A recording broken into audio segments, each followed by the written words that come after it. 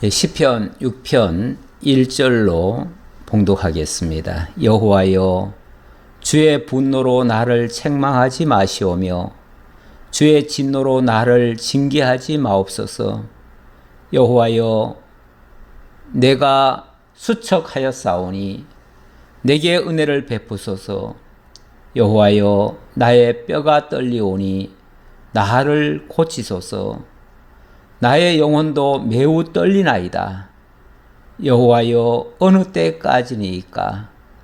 여호와여, 돌아와 나의 영혼을 건지시며 주의 사랑으로 나를 구원하소서. 아멘. 여호와여, 주의 분노로 나를 책망하지 마시오며 주의 진노로 나를 징계하지 마옵소서.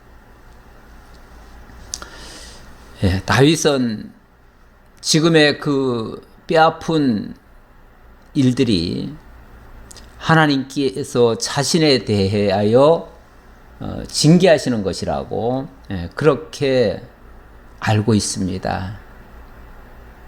어쩌면 징계는 마땅히 하나님의 백성들이 하나님을 깨닫고 하나님을 배우고 하나님과 동행하는 과정에서 필연적으로 나타나는 일일 수 있습니다.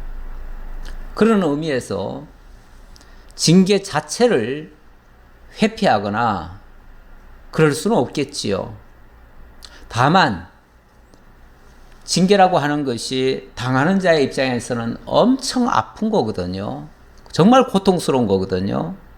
고통스러운데 그 징계를 받을 때에 마치 하나님이 분노하셔서 책망하시거나 어떤 노여움 가지고 진노로 나를 징계하는 것이라면 그거는 정말 고통스럽지요. 고통 정도가 아니라 참을 수 없는 상황이 되어버리죠. 우리가 정말 하나님께서 하신다 하면은 때때로 이해할 수 없는 일이지만, 그리고 너무나 가슴 아픈 일이지만 우리가 받아들입니다. 그래, 하나님이 다 뜻이 있어서 어느 때까지 나를 연단하고 훈련하고 하나님의 사람으로 만들어가기 위하여 나를 이렇게 하실 수 있지 라고 생각하고 받아들입니다. 받아들이는데, 그런데 만약의 경우 정말 하나님께서 어떤 분노와 진노를 통해서 완전히 나를 박살내려고 하나님이 하신다라고 하면 거기는 하나님의 그 자비를 깨달을 수가 없잖아요. 예를 들어서 자녀들이 뭔가 좀 잘못했다고 합시다. 그럴 때 부모님이 야단칠 수 있지요. 벌을 줄 수도 있지요. 어떤 처벌을 줄 수도 있어요. 거기에 마땅한 이유와 명분이 있고 또 잘못한 것을 본인이 깨닫고 이러면은요, 뭐 좀 매를 맞더라도 그것을 달게 받을 수가 있어요. 그런데 교육적 차원에서 또는 훈련 차원에서 징계하는 것이 아니라 만약의 경우 진짜 노여워서 당장이라도 죽일 것처럼 불호령이 떨어지고 그야말로 용서치 않을 정도의 그런 모습이라면 그건 두렵지요. 그래서 자녀들이 뭔가 잘못했을 때 그들에게 어떤 잘못을 일깨워주고 거기에 합당한 벌을 제시하면서 그 벌을 주면요, 그거는 교육적 효과가 있습니다. 분명히 좋게 될 수 있어요. 그런데 성질 난다고 막 부모가 물불 안 가리고 뭐 몽둥이로 그냥 회초리로 때리는 게 아니라 아예 몽둥이로 그냥 두들겨 패듯이 죽으라는 듯이 나가 죽어라 하고서 그냥 집에서 내쫓으면서 두들겨 패버리면은 그 자식은요 더 이상 그 부모를 이해할 수가 없습니다. 그거는 나를 지금 훈계하자는 게 아니잖아요. 나를 죽이겠다는 거잖아요. 그렇게 되어지면 그때는 정말 그 부모 다시 안 보려고 하지요. 그래서 너무 심하게 자녀들에게 그 체벌을 하는 경우 그 자식은 삐뚤어질 수도 있습니다. 완전히 빗나갈 수도 있어요. 그래서 다윗 같은 경우도 하나님께서 징계하시되 분노나 진노하심으로는 하지 말아 달라 이렇게 간청하는 그런 내용이 되겠습니다. 여호와여 내가 수척하여 싸우니 내게 은혜를 베푸소서. 여호와여 나의 뼈가 떨리오니 나를 고치소서. 지금 6장의 내용이 징계 중에도 언약대로 긍휼의 구원을 강구하는 장면인데요. 이미 징계라는 말씀은 드렸고요. 그 과정에서도 하나님이 언약대로 긍휼을 베풀어 달라고 이렇게 강구하는 내용이다 그 말이죠.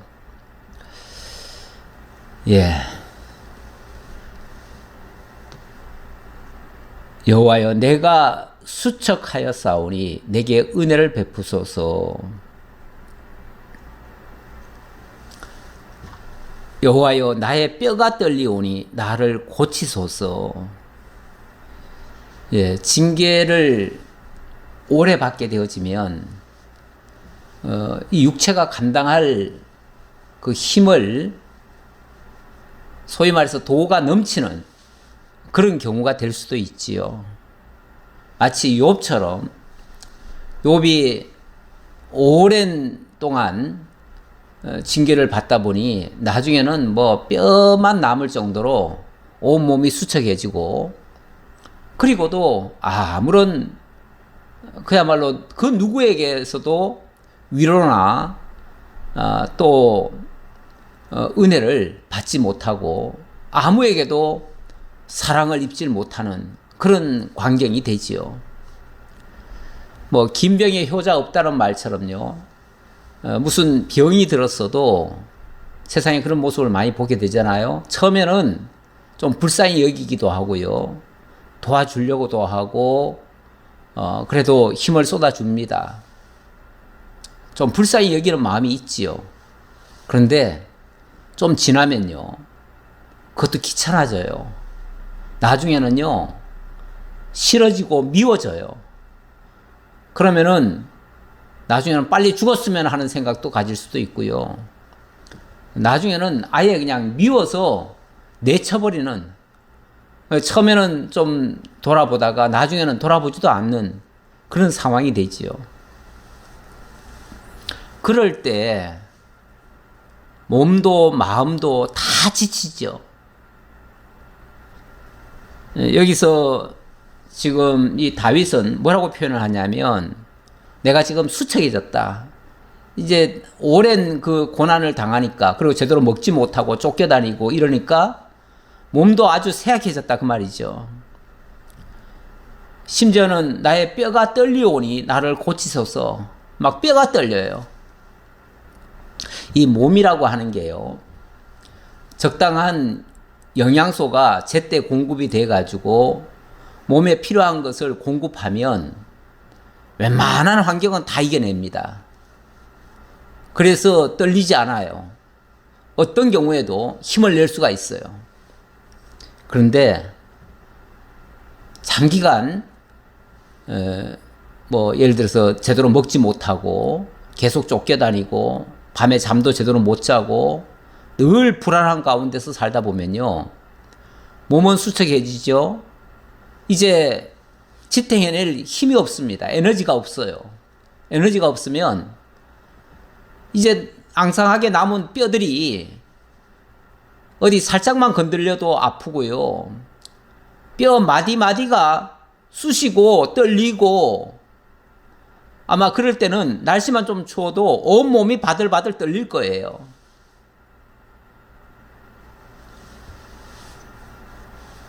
그래서 가끔 왜 그러잖아요. 온몸이 다 떨린다. 또는 막 치가 떨린다. 이런 표현 쓰죠. 치가 떨린다. 이 치가 떨린다는 말은 이 치아도 어떨 때는 막 떨릴 때가 있어요. 제가 이번에 그 몽골 갔을 때 첫날 갑자기 그 온도가 한 10도 이하로 떨어지는데 그날따라 평소에 잘 안 오던 그 폭우가 엄청나게 쏟아졌습니다. 그것도 우리가 도착하기 바로 직전에 비가 내리기 시작해가지고 이동하는 동안에 차까지 이동하는 동안에 그 비를 흠뻑 다 맞았어요. 그랬더니 온몸이 떨리기 시작하고 나중에는 정말 내가 가만히 있어도 이가 막 떨려요. 그야말로 치가 떨리는 상태가 돼요. 그래가지고 정말로 잠시만 더 있으면은 진짜 큰 병이 들 것 같더라고요. 그래서 막 황급히 차 안으로 뭐 뒤가 어떻게 됐든 간에 우선 내 몸이 우선 견뎌야 되겠다 싶어가지고 좀 미안하지만은 다른 사람들 들어가기 전에 제가 먼저 막 차로 뛰어 들어갔어요. 다 제껴놓고 뭐 뒷일은 그냥 다른 사람한테 좀 맡겨놓고. 제가 평소 같으면은 그런 성격은 아니거든요. 제가 늘 맨 마지막까지 제가 좀 돌아보고 늘 그런 스타일이에요. 제가 노예에서도 그래서 어떨 때는 그게 이제 좀 단점이 되기도 하지요. 제가 늘 제일 늦게까지 음식을 먹어도 제가 늦게까지 먹고 그럼 마지막에 제가 일어서야 다 끝난 것처럼 이렇게 될 때가 많았거든요.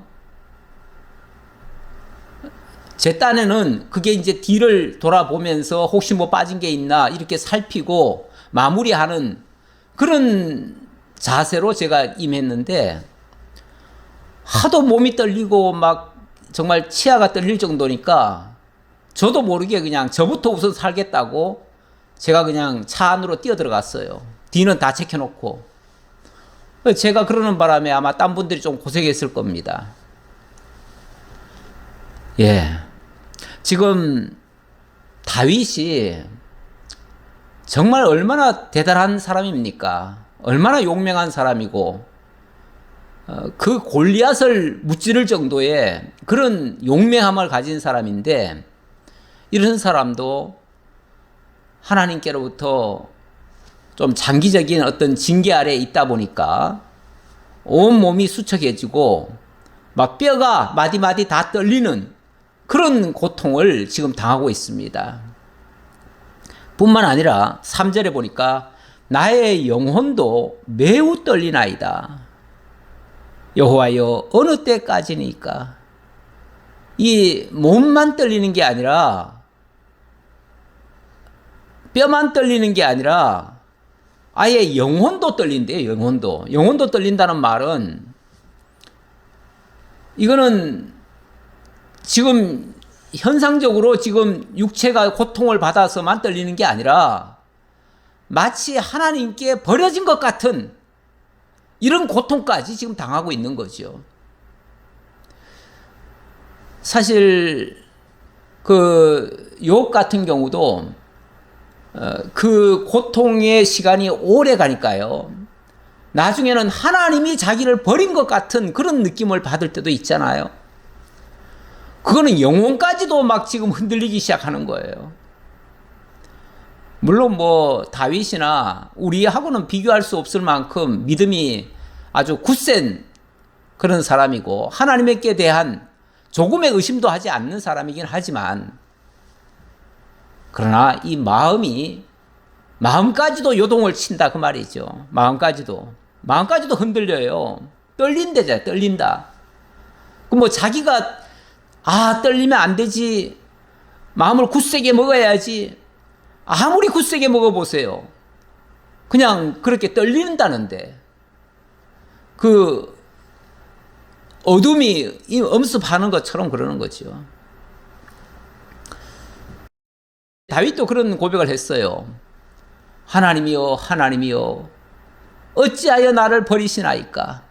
요걸 이제 나중에 예수님이 그대로 또 인용을 하셨죠. 인용을 하시면서 십자가 못 박혀 죽으실 때에 엘리 엘리 라마 사박다니, 하나님이여 하나님이여 어찌하여 나를 버리시나이까.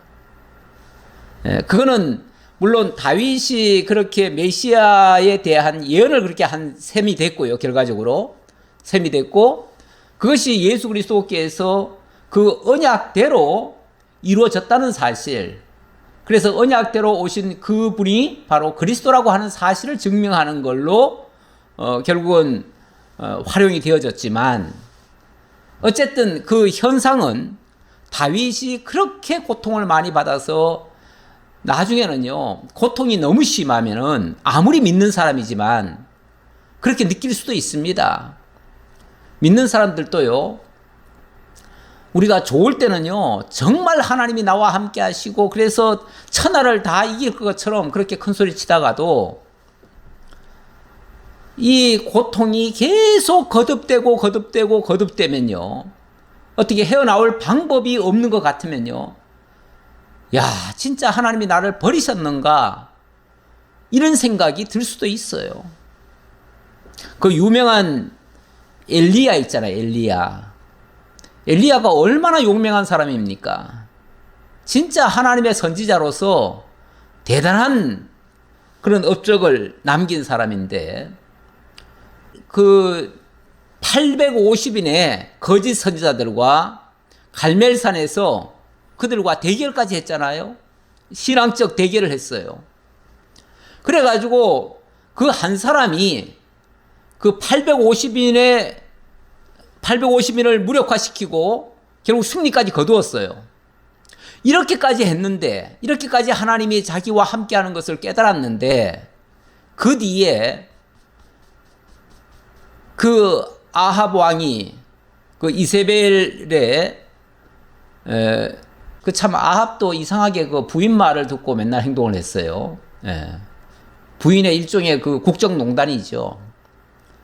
왕을 그 부인 이세벨이 막 지휘를 했어요. 그래가지고 이세벨 말 듣고 그 엘리야를 또 죽이겠다고 막 그러잖아요. 그러니까 그때 엘리야가 하는 말이, 산속에 들어가가지고 굴 속에 숨었어요. 숨어가지고 있으면서 아무런 하나님께로부터 기도해도 하나님의 음성이 안 들려요. 안 들리고 오랜 시간 동안 아무런 답을 못 얻으니까 나중에는 불안하고 초조해요. 그래가지고 나중에는 하나님이여, 이만 해도 족하니 이제는 이 생명 거두어 달라고, 죽여달라고 나중에는 그 하소연을 하잖아요. 사람이 너무 오랫동안 고통을 받으면요, 그 영혼까지도 그렇게 흔들릴 수가 있어요. 지금 다윗도 어찌 보면 그렇게 영혼까지도 지금 떨릴 정도로 힘겹게 지금 버티고 있다, 그 소리예요. 그러면서 여호와여, 어느 때까지니까, 언제까지 이 고통을 당하고 이 아픔을 계속 겪어야 되겠습니까? 하고서 하나님 앞에 지금 간구하는 거예요. 그러면서 여호와여, 돌아와 나의 영혼을 건지시며 주의 사랑으로 나를 구원하소서. 여호와여, 돌아와 나의 영혼을 건져달라. 마치 지금 현재 느낌은요, 하나님이 나 너 모른다, 아무리 하나님 앞에 기도해도 나 너 모르겠다 하고서 그냥 얼굴을 딱 돌리신 것 같아요. 돌리시고 더 이상 다윗을 향해서는 얼굴도 지금 안 비춰주시는 거예요. 그러니까 제발 하나님이 내게로 얼굴을 좀 돌리셔서 내게로 돌아오셔서 내 영혼을 좀 건져주세요. 내 영혼이 지금 완전히 지금 떨려서 견딜 수가 없습니다. 이렇게 얘기하는 거죠. 그게 하나님의 자비고 긍휼입니다.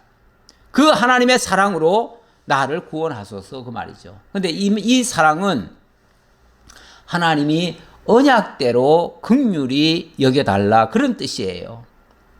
제가 하박국 3장 2절에 가져온 말씀은요. 하나님이 이 때때로 이런 역사를 여러 선지자들에게도 사실은 이런 모습을 보이셨거든요. 하박국에도 이런 모습을 보였어요. 그래서 하박국도 처음에는 이해를 못했어요. 이해를 못해가지고 하나님이여 어찌하여 이러실 수 있습니까? 하고서 하나님 앞에 기도를 했었지요.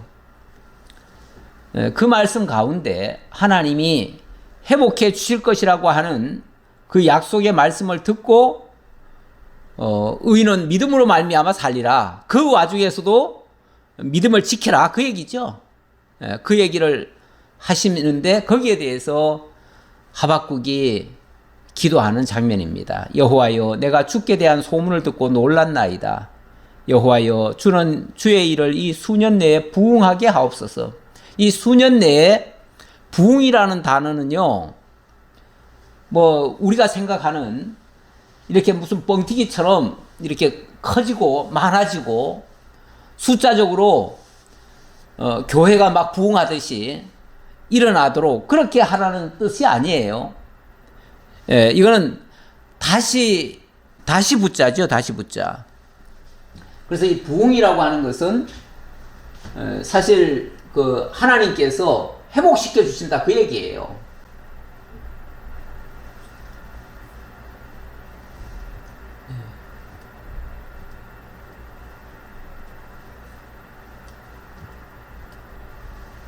예. 예, 요 부흥이라고 하는 거, 이게, 회복시켜준다는 얘기예요. 본래 그 영화로웠던 이스라엘을 지금은 바벨론 포로 잡혀가서 다 망한 상태에 지금 하박국, 이야기는 그때 이야기 아닙니까? 그때에 하나님께서 수년 내에 다시 회복시켜 주십시오. 그 얘기죠. 이 수년 내에 나타내시옵소서. 진노 중에라도 긍휼을 잊지 마옵소서. 진노 중에라도. 예, 제가 이 말씀 때문에 이 말씀 가져온 건데요. 진노 중에라도, 징계 중에라도 하나님께서 언약 자손을 지켜주시겠다고 약속하신 그 말씀 잊지 마시고 긍휼을 주십시오. 그 말이죠. 그 긍휼이 바로 주의 사랑입니다. 사랑. 주의 사랑으로 나를 구원하소서. 네, 이 뜻으로 하신 말씀이다. 그 얘기예요. 자, 5절입니다. 사망 중에서는 주를 기억하는 일이 없사오니 스월에서 주께 감사할 자 누구리이까? 이 말은 만약에 하나님의 이 부흥이 회복의 역사가 빨리 안 일어나면, 하나님의 자비와 긍휼이 빨리 안 일어나면 잠시 후면은 이제 내가 죽을 것이고, 죽은 다음에는 더 이상 주를 기억할 수 없지 않습니까? 그리고 주님 앞에 더 이상 감사할 수 없지 않겠습니까? 그렇죠. 죽어서 무덤 속에 들어간 다음에 어떻게 하나님 앞에 감사할 수 있겠냐 그 말이죠. 그러니까 이 말은 죽기 전에, 내가 이제 곧 죽을 것 같은데 죽기 전에 하나님께서 나를 회복시켜 주십시오. 그 말이죠. 지금 현재 상태가 어떤 상태인가? 6절에 보니까 내가 탄식함으로 피곤하여 밤마다 눈물로 내 침상을 띄우며 내 요를 적시나이다. 너무너무 고통스러운 그 상황을 계속 당하고 있자니 입에서 나오는 것은 탄식밖에 없어요. 탄식밖에.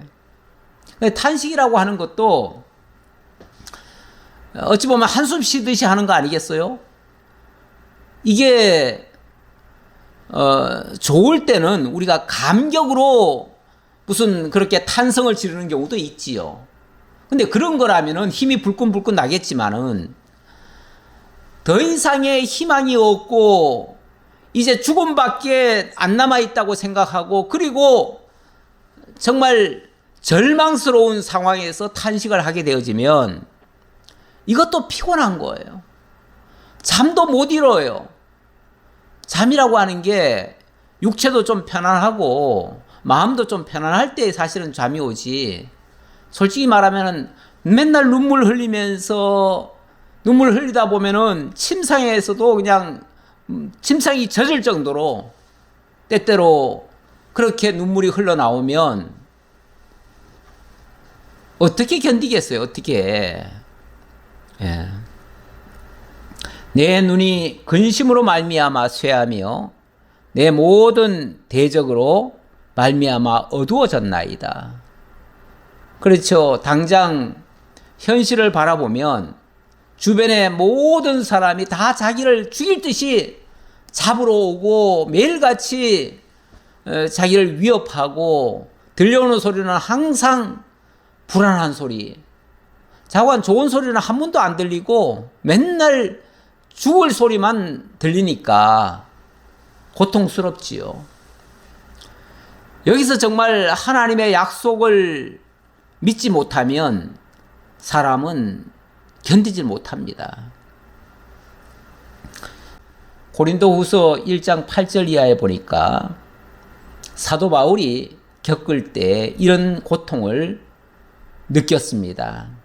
형제들아, 우리가 아시아에서 당한 환난을 너희가 모르기를 원하지 아니하노니 힘에 겹도록 심한 고난을 당하여 살 소망까지 끊어지고.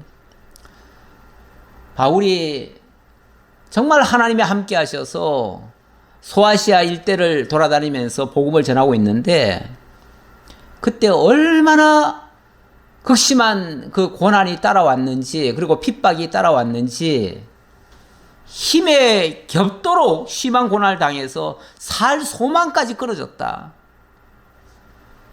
예, 그래서 우리는 우리 자신이 사형 선고를 받은 줄 알았으니, 그래서 하나님이 죽이실 작정하셨구나, 죽이기로 하셨구나 우리를, 이렇게까지 생각했다는 거예요. 이렇게 생각했는데 알고 보니까 이는 우리로 자기를 의지하지 말고 오직 죽은 자를 다시 살리시는 하나님만 의지하게 하심이라. 알고 보니까 이게 스스로 극복할 수 없는 자기 자신을 믿지 말고 전지전능하신 하나님만 믿게 하려고 전폭적으로 살든지 죽든지 하나님께만 의지하고 하나님께 모든 것을 맡기고 하나님이 하시는 것을 보게 하려고 이렇게 하셨더라, 그 말이죠. 그래서 그 다음에 자기 생각이 바뀐 겁니다. 어떻게 바뀌었는가? 그가 이같이 큰 사망에서 우리를 건지셨고 또 건지실 것이며 이후에도 건지시기를 그에게 바라노라. 그런데 그 위기 때마다 또 하나님이 이기게 하셨잖아요. 그걸 견뎌내게 하셨어요. 그랬으니까 자, 어제도 이기게 하셨으니까 오늘도 건져내 주실 줄 믿고 내일도 하나님이 함께 하실 것이라고 하는 이 믿음을 갖게 됐다. 이게 이제 소망이죠. 그 환난과 연단과 시험과 이 모든 걸 거쳐서 마지막에는 소망을 갖게 만들더라, 그 말이죠. 이게 하나님이 하시는 방식이에요. 그런데 그 당하는 자의 입장에서는 엄청 고통스럽지요. 자, 요렇게 지금 강구를 하다가 8절부터는 좀 장면이 좀 반전이 되어집니다. 어떻게 반전이 되어지냐면 이제 깨달음이 있는 거예요. 깨달음이 있으니까 이렇게 얘기를 합니다. 악을 행하는 너희는 다 나를 떠나라. 여호와께서 내 울음소리를 들으셨도다. 내 울음소리를 들으셨다. 이거는 우리식 표현이라면은 하나님이 내 기도에 응답하셨다, 그런 뜻이죠. 그러니까 하나님께로부터 너무 고통스러우니까 하나님 앞에 울부짖으면서 기도했을 거 아니겠어요? 기도하는 동안에 하나님이 뭔가 깨달음을 주신 거예요. 다윗아, 내가 너와 함께한다. 내가 너를 기름 부어 세웠다. 너는 절대로 혼자가 아니다. 그러면서 너는 반드시 이기고 승리할 것이다. 그리고 너를 죽이려 왔던 저 원수들은 다 도망갈 것이다. 이렇게 말씀을 해주셨다, 그런 뜻이에요. 그러니까 악을 행하는 너희는 다 나를 떠나라. 여호와께서 내 울음소리를 들으셨도다. 여호와께서 내 간구를 들으셨으며 여호와께서 내 기도를 받으시리로다. 이미 들으셨고 앞으로도 하나님이 반드시 내 기도에 응답하실 것이다. 그 말이죠. 그렇게 되어지면 내 모든 원수들이 부끄러움을 당하고 심히 떨며 갑자기 부끄러워 물러가리로다. 갑자기 그들이, 그러니까 막 다윗을 잡으러 올 때는 그들이 막 혈기 충천해 가지고 왔을 거 아니겠어요? 그랬다가 다윗을 보고는 갑자기 자기네들의 행동이 이게 무슨 짓이냐 하고 부끄러워서 다 도망갔다 그 말이죠. 다 그렇게 도망갈 것이다. 그런 얘기죠. 이런 말씀, 무슨 배경하에서 이런 얘기가 나왔는가를 보니까 사무엘상 24장 14절 이하에 사울이 다윗을 잡으러 왔지요. 분명히 사울이 전국에다가 다윗을 잡으라고 하는 명을 내렸습니다. 방을 붙였어요. 그러니까 여기저기서 고발이 들어갔어요. 우리가 다윗을 봤습니다. 지금 십광야에 있습니다. 또 어디 있습니다. 그러면서 이렇게 고발이 들어가요. 고발이 들어가니까 몇 번 신하들을 보내가지고 다윗을 잡으려고 했는데 실패가 됐어요. 실패가 되니까 사울이 어떤 얘기를 하냐면 이번에는 내가 직접 가서 죽이겠다. 내 손으로 잡아 죽이겠다. 이렇게 한 거예요. 그러면서 사울이 온다는 얘기를 듣고 다윗은 굴 속에 들어가서 지금 숨어 있습니다. 숨어 있고 거기서 벌벌 떨고 있는 거예요. 그렇죠? 예, 이 상황이 거기서 정말 몸이 떨리고 영혼까지 떨려요. 이번에는 사울이 많은 군대를 이끌고 직접 그 현장까지 찾아온 거예요. 그러니 꼼짝없이 죽게 된 거 아닙니까?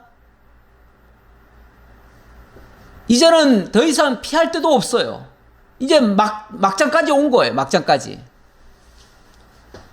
그랬을 때에 하나님이 어떻게 역사를 하셨냐면 갑자기 사울에게 변이 마렵게 하셨어요. 변이 마려우니까 사울이 어디 화장실을 찾아야 되거든요.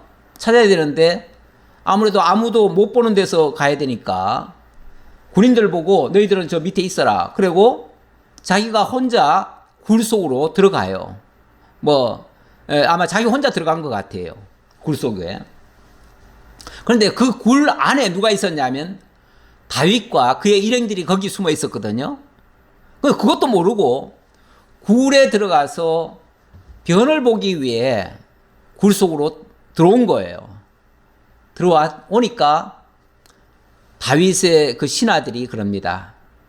다윗이요, 이번이 절호의 기회입니다. 하나님께서 당신의 원수를 당신에게 지금 붙여주셨습니다. 그러니 이번 기회를 놓치지 말고 죽이십시오.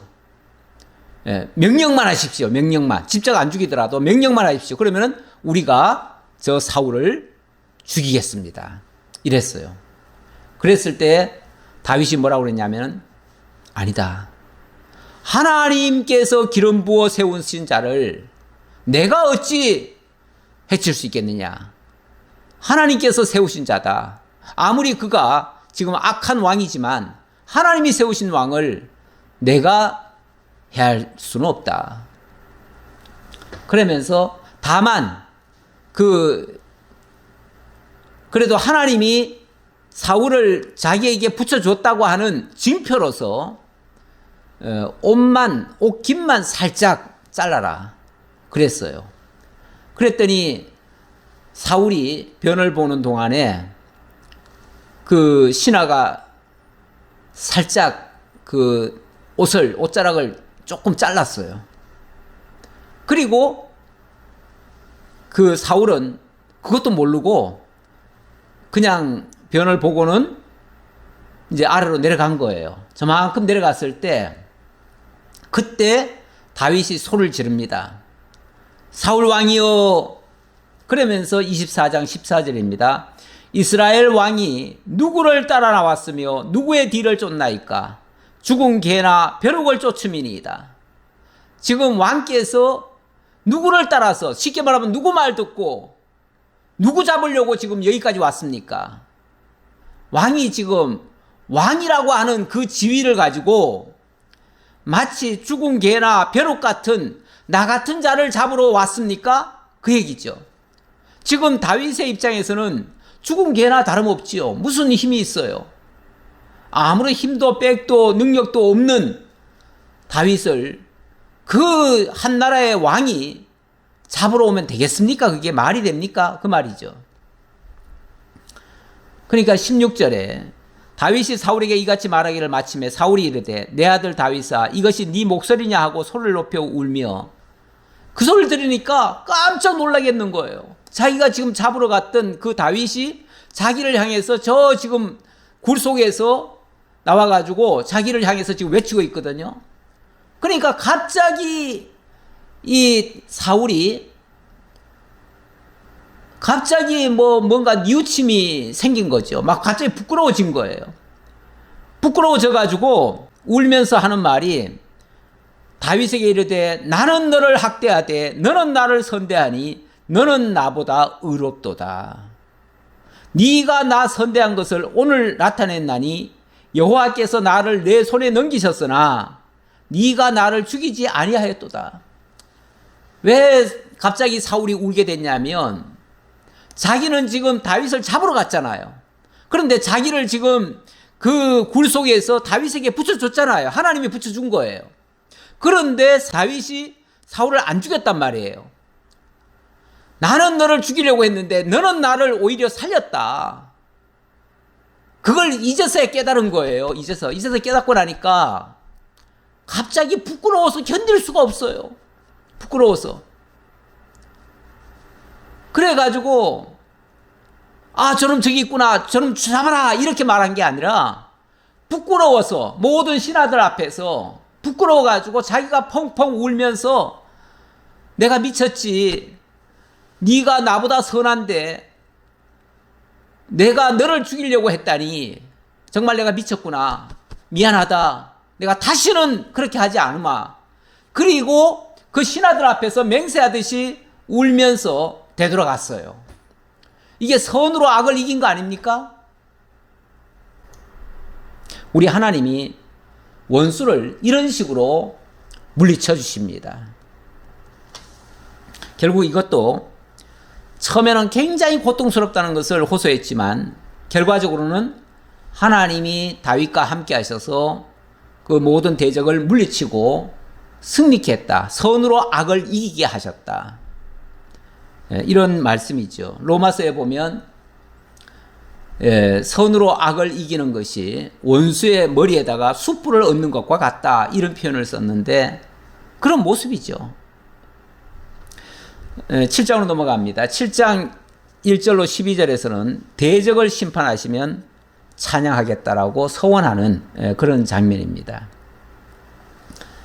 다윗이 직접 대적을 물리치겠다, 내가 원수를 죽이겠다, 이렇게 말을 하는 게 아니라 하나님께서 공의로 심판을 해주시고, 공의로 심판을 해주시면 제가 하나님을 찬양하겠습니다, 그런 얘기죠. 여호와 내 하나님이여, 내가 죽게 피하오니 나를 쫓아오는 모든 자들에게서 나를 구원하여 내소서. 건져낼 자가 없으면 그들이 사자같이 나를 찢고 뜯을까 하나이다. 6장과 7장이 정확히 어느 시점이라고는 알 수 없지만 제가 봤을 때는 비슷한 시점이라고도 볼 수 있고요. 바로 사울에게 이렇게 쫓기면서 쫓겼을 때에 고백한 자기 신앙 고백시다, 이렇게 말씀드릴 수 있죠. 자, 이럴 때에 여호와 내 하나님이여, 내가 이런 일을 행하였거나 내 손에 제약이 있거나 화친한 자를 악으로 갚았거나 내 대적에게서 까닭 없이 빼앗았거든. 그런데 이제 우리가 생각할 때 우리가 무슨 어려운 일을 당하잖아요. 그리고 막 굉장히 일이 안 되고 그러면은 무슨 생각을 하냐면 내가 도대체 무슨 잘못을 했길래 하나님이 내게 이러시는가. 흔히 이제 인간보적으로 생각을 많이 하거든요. 그러다 보니까 만약에 내가 진짜 누구를 이렇게 해치거나 누구 것을 빼앗거나 남을 괴롭혔거나 어떤 죄악이 있었다면 그렇다면 이 벌을 받는 게 마땅하지요. 이제 그런 식의 표현이에요. 그런 식의 표현인데 만약에 그렇게 했다면 내가 원수가 나의 영혼을 쫓아잡아 내 생명을 땅에 짓밟게 하고 내 영광을 먼지 속에 살게 하소서. 셀라. 제가 그런 잘못을 해서 당하는 거라면 제가 마땅히 당해야 맞고 나는 정말 죽어서 먼지 속에 들어가고 이 흙 속에 파묻혀야 마땅합니다. 나의 영혼을 잡아서 내 생명을 땅에 짓밟게 하더라도 나는 할 말 없습니다. 뭐 그런 식으로 얘기를 한 거죠. 예. 내가 그렇게 했다면 이거는 진짜 나를 그렇게 해달라는 얘기가 아니라 하나님이 공의로 심판해 달라고 하는 얘기죠. 예. 그런 차원에서 하는 말이에요. 예. 이걸 잘못 들으면은 전에 욥의 이야기처럼 마치 네가 의롭다는 얘기냐? 또 이렇게 또 오해할 수도 있는데 의롭다고 한 말이 아닙니다. 하나님은 공의로우신 분이니까 공의로 다스려 달라고 심판해 달라고 하는 표현이에요. 예, 사무엘상 12장 3절 이하에 보면 이거는 이제 사무엘의 이야기인데요. 예, 사무엘이 사울 왕이 자기를 버리잖아요. 이스라엘 백성들도 어찌 보면 이제 사무엘을 더 이상 인정을 안 하려고 해요. 그랬을 때에 사무엘이 그런 표현을 합니다. 내가 너희들에게 무엇을 빼앗았느냐? 무슨 도둑질을 했느냐? 너희들을 뭐 무리하게 했느냐? 막 이런 식으로 얘기를 합니다. 만약에 그렇게 했다면 내가 모든 거 다 변상하겠다. 네. 뭐 그런 식으로 표현하는데 12장 3절 이하 한번 읽어보겠습니다. 내가 여기 있나니 여호와 앞과 그의 기름 부음을 받은 자 앞에서 내게 대하여 증언하라. 내가 누구의 소를 빼앗았느냐? 누구의 나귀를 빼앗았느냐? 누구를 속였느냐? 누구를 압제하였느냐? 내 눈을 흐리게 하는 뇌물을 누구의 손에서 받았느냐? 그리하였으면 내가 그것을 너에게 갚으리라. 마땅히 갚아야 되고 또 그렇게 했다면 벌을 받아 마땅하지요. 사실은 모든 잘못한 일에는 거기에 따르는 형벌이 있을 수밖에 없습니다. 그러니까 설령 고난이 오더라도 핍박이 오더라도 내가 잘못해서 받는다면 달게 받으셔야 돼요. 누구든지. 그런데 뭐 다윗 같은 경우는 사실 그거는 아니잖아요. 예. 그랬더니 백성들이 그렇게 얘기합니다. 그들이 이르되 당신은 우리를 속이지 아니하였고 압제하지 아니하였고 누구의 손에서든지 아무것도 빼앗은 것이 없나이다 하니라. 나는 지도자들은 최소한 마지막에 국민들 앞에서도 내가 혹시 이렇게 국민들을 속이거나 압제하거나 빼앗거나 이런 게 있었느냐라고 고백하면서 만약에 그런 게 있다면 내가 감옥에 가는 것도 마땅하다라고 이런 생각을 가지고 그렇게 말을 꼭 하라는 게 아니라 그런 자세로 정직하게 해야 된다라고 봅니다. 근데 이제 다윗도 거기에 대해서 자기가 만약 그런 게 있었다면 마땅히 벌을 받아 마땅하다 이런 식으로 얘기합니다.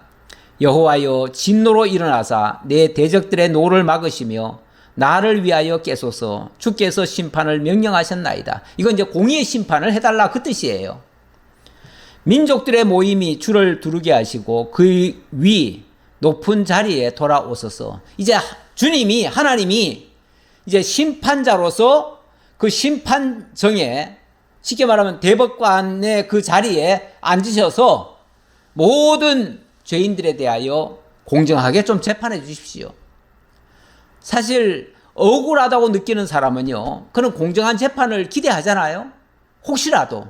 물론 이 세상에서는 공정한 재판이라는 게 잘 없습니다. 하지만 하나님 앞에는 우리가 정말로 억울한 일을 세상에서 당하고 핍박을 당한다면 하나님 앞에 호소하고 싶지요. 여호와께서 만민에게 심판을 행하시오니 여호와여 나의 의와 나의 성실함을 따라 나를 심판하소서. 예, 제게도 잘못이 있다면 마땅히 벌을 받아야겠지요. 그러나 저 악인들이 만약에 잘못한 게 있다면 그들에 대해서도 하나님께서 그것을 좀 더 이상의 미친 짓들을 못하도록 좀 막아주십시오. 그런 식으로 얘기하는 거죠. 예. 그 사무엘상 24장 9절에 아까 이미 한번 살펴본 거나 마찬가지인데 15절 볼까요?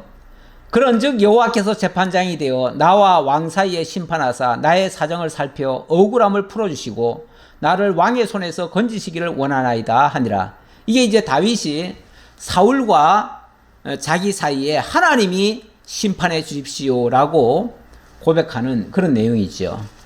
그런데 이런 배경 하에서 나온 이야기다. 그렇게 이해하시라고 말씀드렸습니다. 자, 9절. 악인의 악을 끊고 의인을 세우소서. 의로우신 하나님이 사람의 마음과 양심을 감찰하시나이다.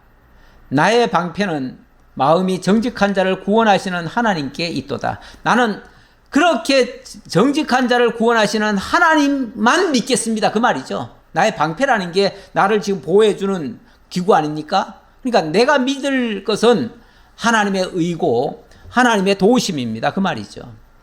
하나님은 의로우신 재판장이시며 매일 분노하시는 하나님이시로다.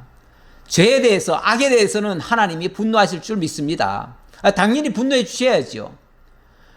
아니, 의인을 이유 없이 고통스럽게 하고 핍박하는 그들에 대해서 하나님이 진노해 주셔야죠. 그들을 향해서 하나님이 분노해 달라, 그 얘기죠. 그러면서 사람이 회개하지 아니하면 그가 그의 칼을 가시며 그의 활을 이미 당기어 예비하셨도다. 그러니까 만약에 회개하지 않는다면, 그들이 회개하지 않는다면 하나님께서 쏘시는, 하나님이 치시는 그 칼에 의해서 그들이 심판을 받을 수밖에 없습니다. 그런 뜻이죠. 누구나 할 것 없이 공의로우신 하나님의 심판대 앞에 설 것을 생각해야 됩니다. 그래서 누구든지 다 회개라고 하는 것을 해야 돼요. 회개라고 하는 것을 해야 되는데 가장 큰 회개는 하나님을 알지 못한 채 세상을 향해서 나아가다가 예수 그리스도께로 나오는 거, 그게 진정한 회개고요. 그래서 세례 요한도 회개하라 천국이 가까웠느니라 이렇게 선포했고, 예수님께서도 마가복음 1장 1절에 보니까 하나님의 아들 예수 그리스도 복음의 시작이라 하면서 쉽게 말하면 회개하고 복음을 믿으라는 거예요. 그거 하려고 15절에 이르시되 때가 찼고 하나님의 나라가 가까이 왔으니 회개하고 복음을 믿으라 하시더라. 회개하고 복음을 믿으라. 복음이 바로 하나님의 아들 예수 그리스도의 복음의 시작이라 이렇게 얘기했잖아요. 결국 예수를 통해서 구원에 이르는 것이 가장 기쁜 소식, 바로 복음인데 그걸 하라는 거예요. 사도행전에서도 그 사도 베드로가 복음을 전하면서 너희가 회개하여 각각 예수 그리스도의 이름으로 세례를 받고 죄 사함을 받으라. 그리하면 성령의 선물을 받을 것이다. 이렇게 권면해 준 내용이 있습니다. 진정한 회개는 예수를 영접하는 것이고 진정한 살 길은 하나님께로 나오는 것입니다. 13절로 17절 그의 의를 따라 감사하며 그의 이름을 찬양하겠다라고 하는 그런 고백입니다. 죽일 도구를 또한 예비하시며 그가 만든 화살은 불화살 드리로다. 하나님이 그 불화살을 준비하고 심판을 하실 것이다 그 말이죠. 악인이 죄악을 낳으며 재앙을 배워 거짓을 낳았도다. 악인이 죄악을 낳고 재앙을 배워서 거짓을 낳는다. 그렇죠. 악인에게서 죄악이라고 하는 것이 잉태돼 가지고 그것이 재앙을 만들어서 결국은 그 악한 일들을 행한다 그 얘기죠. 그가 웅덩이를 파 만들며 재가 만든 함정에 빠졌도다. 그런데 그렇게 남을 죽이려고 하고 그 악한 일을 계획하고 실행에 옮긴 것들이 결과적으로 어떻게 되는가? 결과적으로는 자기 꾀에 자기가 다 빠져요. 그의 재앙은 자기 머리로 돌아가고 그의 포악은 자기 정수리에 내리리로다. 결국 자기 꾀에 자기가 파멸을 당할 것이다. 그 얘기죠. 내가 여호와께 그의 의를 따라 감사하며 지존하신 여호와의 이름을 찬양하리로다. 여기 그의 의, 여호와의 의죠. 여호와께서 자기 이름을 위하여 당신의 의를 베푸시는데 그게 바로 공의의 심판을 하실 것이다. 그것을 만약에 다윗을 위하여 하나님께서 공의의 심판을 하시면 이제 악한 자는 물리치시고 다윗은 다시 일으키시겠죠. 그게 아까 하박국이 말했던 부흥이죠. 그렇게 부흥시켜 주시면 하나님 앞에 감사하고 그 여호와의 이름을 찬양하겠습니다. 그 말이죠. 예. 히브리서 12장 6절입니다. 히브리서 12장 6절. 오늘 그 참 의인에게 왜 이런 고통이 오는가 그것 때문에 이해가 안 돼서 초반에는 6장 초반에는